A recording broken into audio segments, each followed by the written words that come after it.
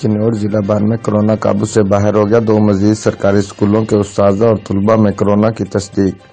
محکمہ ہیلتھ کی رپورٹ کے مطابق گورنمنٹ ہائی اسکول ٹالی منگنی اور پرائمری اسکول پمپ احمد کمبوک کو سیل کر دیا گیا۔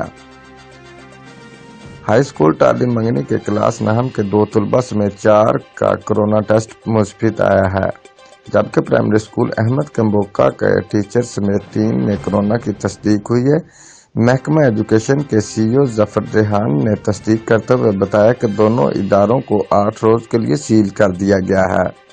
اس سے قبل Chenab college girls high school 125 high school Thatti Bala Raja girls school کوٹ قاضی سمیت مختلف اداروں میں بھی کورونا کے مریض سامنے آ چکے ہیں۔ رپورٹ مار Sohail, bureau chief Geo express news, چنور۔